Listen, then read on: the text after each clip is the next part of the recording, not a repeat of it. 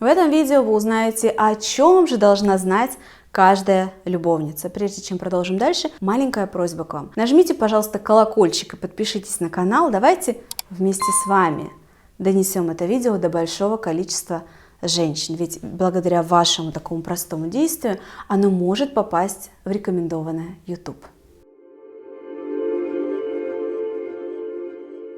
Первое, о чем полезно знать каждой любовнице, это что она не просто столкнется с осуждением, она столкнется с осуждением даже там, где его, по идее, быть не должно или где она не ожидает. Что я имею в виду? Конечно, вы все понимаете, что какая-нибудь бабушка, сидящая у подъезда на лавочке с семечками, такой образ общий, собирательный, будет осуждать, окей. Но, что важно, вас будет осуждать любая женщина, которая сегодня является женой. Муж, который у нее сегодня, она не увела его из какой-то семьи. Не осуждать сможет лишь та жена, которая стала женой, сама будучи до этого любовницей. Таких не так уж и много, большинство все-таки начинают как-то классические свои отношения без треугольника. Поэтому вот такая любая жена будет вас осуждать. Почему? Потому что подсознательно в голове у нее будет рождаться страх, что раз ты так поступала с какой-то другой женой, то такая же, как ты, может прийти к моему мужу, отберет у меня мужа, я останусь без мужа, мне страшно. Я ничего не понимаю, лучше я буду отталкивать тебя внутренне путем осуждения. При этом в глаза она может этого не говорить, если ваши отношения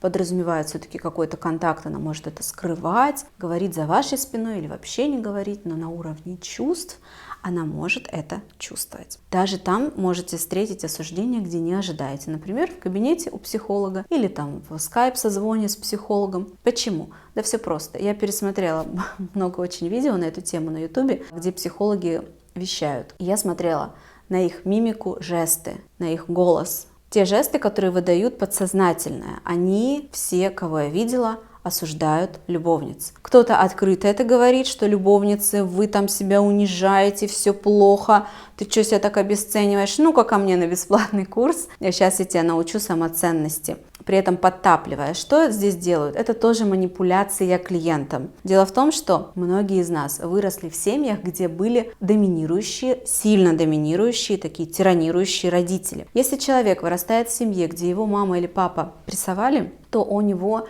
сформировано уже с детства, запрограммировано в теле такой паттерн, механизм реагирования, что если на него давят, запугивают, причмыривают, он воспринимает сразу этого человека как авторитетного, начинает ему доверять и идет за ним. Психологи, многие применяют эту тактику, поддавливают на любовниц, что вы какие-то такие косые, кривые, не такие, приходите, я вас научу. И люди идут. Но за этим скрывается тоже осуждение, и клиента не дают ему выбор, а в жизни все должно быть по выбору. И психология, она вообще-то про то, чтобы расширять возможности выбора человека.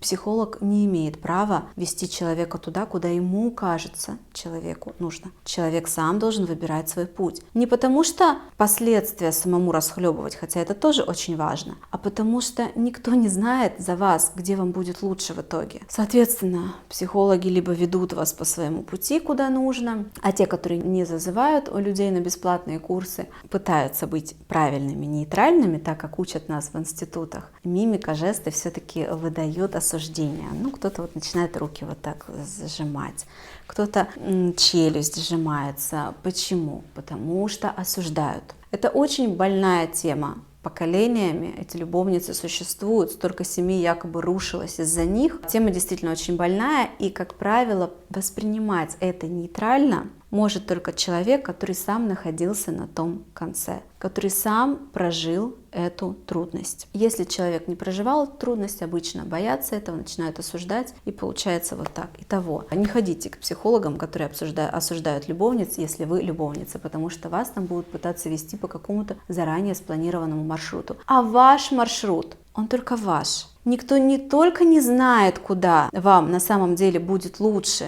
но и не существует единого верного рецепта здесь. Почему? Потому что, да, мужчина, когда берет себе любовницу, изначально он не планирует себе искать жену, он хочет любовницу. Но есть огромное количество примеров, где мужчина потом оставляет свою прежнюю семью, разводится с женой, женится на любовнице, и любовница становится женой.